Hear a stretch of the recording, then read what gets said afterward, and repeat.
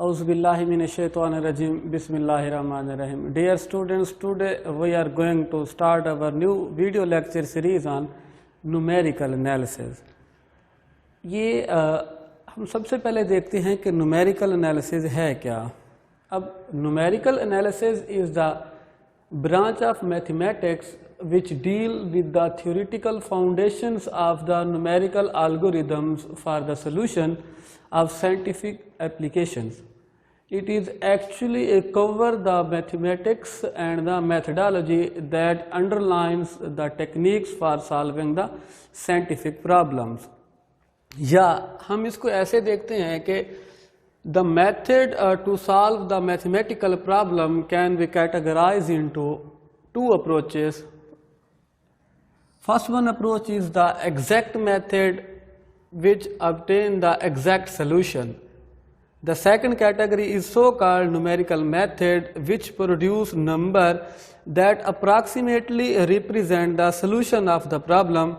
In simple word, numerical method obtain the some approximate solution of the problems. अब यहाँ पर मैंने ये कहा है कि मैथमेटिक्स अगर न्यूमेरिकली अगर हम लोग न्यूमेरिकल एनालिसिस को अगर हम लोग देखें तो हम देखते हैं कि एक प्रॉब्लम्स को हम लोग दो मेथड से सॉल्व कर सकते हैं. एक होता है उसका एग्जैक्ट सॉल्यूशन. फॉर एग्जांपल हम कहते हैं कि 0 to 1 e raised to power x dx, इसका सॉल्यूशन जब हम लोग इसका फाइंड करते हैं तो इसको देखें क्या लिखते होते हैं, e raised to power x 0 to 1 upper limit minus lower limit, हम इसका आंसर निकाल लेते होते हैं. ये तो इसका एक एग्जैक्ट सॉल्यूशन है. अब मैं कहता हूं कि हमने इंटीग्रेट करना है 0 to infinity e raised to power minus of x d of x. जब अब बात तो ये उसी तरह की है, हम कहते हैं कि e raised to power x dx को इंटीग्रेट किया है, लिमिट हमने 0 to 1 जहाँ पे इधर लिमिट 0 to infinity का e raised to power minus x square dx. अब जब हम इसका एग्जैक्ट सॉल्यूशन बनाने की ट्राई करते हैं तो इसका एग्जैक्ट सॉल्यूशन जो है उस पे हम काफ़ी कम्प्लेक्सेस का शिकार हो जाते हैं. इसकी इंटीग्रेशन जो है अगर हम लोग एग्जैक्ट निकालना चाहें तो वो इतनी ज़्यादा आसान नहीं है.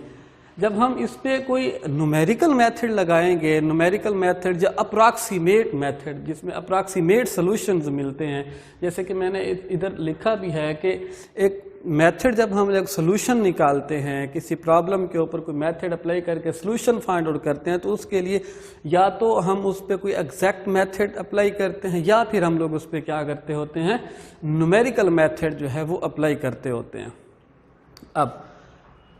अब यहाँ पर ये मैंने बात लिखी है कि एक्यूरेसी ऑफ नंबर. इस एक्यूरेसी ऑफ नंबर से पहले देखते हैं कि जब हम मेथड की बात कर रहे हैं तो सबसे पहले हमने ये उसमें देखना है हाउ मच एक्यूरेट, कि जो मेथड हम अप्लाई कर रहे हैं वो जो हमें आंसर दे रहा है वो कितना एक्यूरेट है, क्या उसमें कहीं एरर बहुत ज़्यादा तो नहीं है. एरर का मतलब ये होता है, एरर को आगे हम इसको ब्रीफ डिस्कस भी करेंगे. मैं फ़िलहाल आपको ये बताता हूँ कि एक मेथड हम लोग एग्जैक्ट अप्लाई करते हैं उससे कोई आंसर उसका है, एक मेथड हम न्यूमेरिकल मेथड अप्लाई करते हैं उसका भी कोई ना कोई आंसर आता है. इनके दरमियान में जो गैप होता है बेसिकली वो गैप जो होता है वो क्या कहलाता होता है, एरर कहलाता होता है. अगर आपने कोई न्यूमेरिकल मेथड अप्लाई किया है उसका आंसर जो है वो एग्जैक्ट मेथड के करीब तरीन है तो हम कहते हैं कि उस मेथड की एक्यूरेसी जो है वो एक गुड एक्यूरेट आंसर हमें वो दे रहा है. स्टेबल कितना है, मीन अब हम किसी अब आपके पास कोई मैथमेटिकल प्रॉब्लम है, आपने उस पर कोई भी न्यूमेरिकल मेथड अप्लाई किया है, हम ये देखते हैं कि वो मेथड स्टेबल कितना है. मेथड स्टेबल होने का मतलब क्या होता है कि आपने कोई एक स्मॉल इनपुट दी है जबकि रिजल्टेंट आपको जो आउटपुट मिली है वो उसके मुकाबले में बहुत ही लॉन्ग है, तो हम कहते हैं कि ये स्टेबल नहीं है. अगर स्मॉल इनपुट देने से स्मॉल आउटपुट आपको उसी तरह की अगर आपको मिल रही है तो हम कहते हैं कि ये मेथड इतना इसका स्टेबल है. अब इधर हम लोग जैसे बात करते हैं एक्यूरेसी ऑफ नंबर्स की. नंबर्स की एक्यूरेसी का मतलब क्या होता है, मैंने यहाँ पर जो नंबर्स लिख दिया, numbers 1 2 3 4 up to so on, साथ में मैंने कोई लिख दिया है कि इस तरह से हम इसको 1/3 3/4 अप टू सो ऑन कुछ नंबर लिख 3 अंडर रूट की फॉर्म में लिख दिया, 5/8 की पाई की फॉर्म में लिख दिया एक्सेट्रा ये मैंने कुछ नंबर्स लिख दिए हैं, are written in the forms, जिस फॉर्म में ये लिखे हुए हैं मैं कहता हूं कि ये एग्जैक्ट फॉर्म है।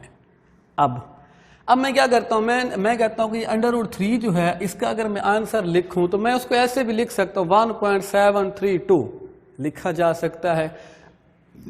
अब अगर मैंने इसका आंसर ये वाला लिख दिया तो मैं कहता हूं कि ये मैंने इसका अप्रॉक्सीमेट आंसर लिख दिया है। अब फिर मैं क्या कहता हूं, मैं कहता हूं कि इसको ऐसे भी लिखा, क्योंकि इसका जो आंसर आता है ये ऐसे नहीं आता, ये मैंने इसका अप्रॉक्सीमेट आंसर लिखा है। इसका आंसर आप to so on finite number नहीं देते, ये इनफाइनाइट नंबर में ये आ रहा होता है जब आप लोग 3 स्क्वायर रूट इसका आंसर निकालते हो। मैं कहता हूं अगर मैं इस आंसर को इस तरह से लिख लेता हूं 1.73205 which is a better approximation.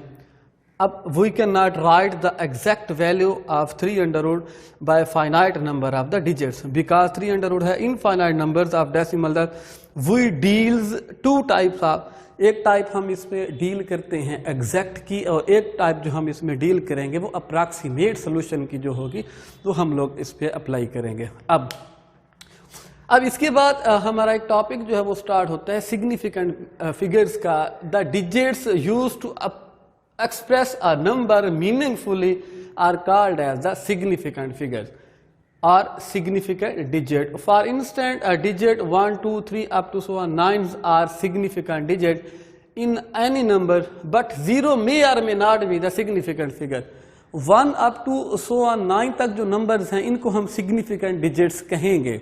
0 जो है, 0 का कंसेप्ट कुछ इस तरह से है, ये समटाइम्स सिग्निफिकेंट डिजिट में आएगा, समटाइम ये सिग्निफिकेंट डिजिट में नहीं आएगा। आएगा कब और कब नहीं आएगा उसके ऊपर हम लोग बात कर लेते हैं। मैं कहता हूं कि मैंने एक नंबर लिखा है ये,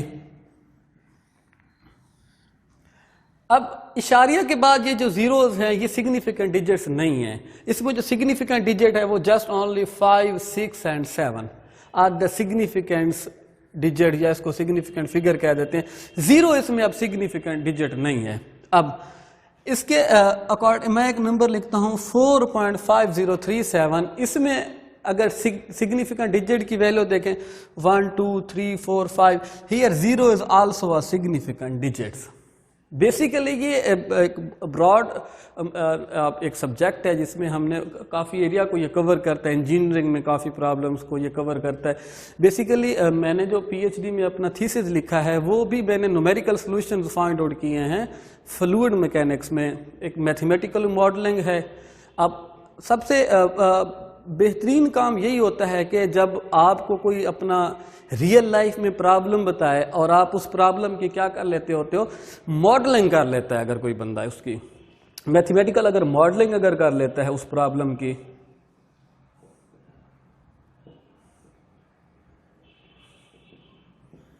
ये मैथमेटिकली मॉडलिंग का मतलब क्या होगा। मिसाल के तौर पे एग्जांपल लेते हैं कि आप जस्ट कैलकुलेटर की बात कर लें। अब आपने कैलकुलेटर पे साइन लिखा, साथ में 25 डिग्री लिखा, आपने इक्वल का बटन प्रेस किया, उसने आपको आंसर बता दिया। क्या ये 25 का आंसर उसके अंदर क्या मौजूद था पहले? ये अगर मौजूद था उसने आपको आंसर इसका कैसे दिया है?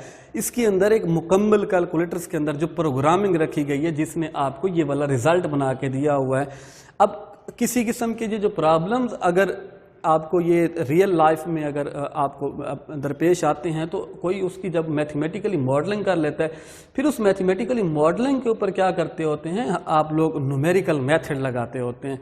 न्यूमेरिकल मेथड में हम बिल्कुल अगली इसकी क्लासेस के अंदर हमने इसके मुख्तलिफ मेथड्स भी पढ़ने हैं, उनका फिर एरर के ऊपर भी बात करनी है इंशाल्लाह। फिर नेक्स्ट हमारा जो लेक्चर होगा वो एरर के ऊपर होगा इंशाल्लाह। नेक्स्ट वीडियो में मिलते हैं, तब तक के लिए अल्लाह हाफ़िज़।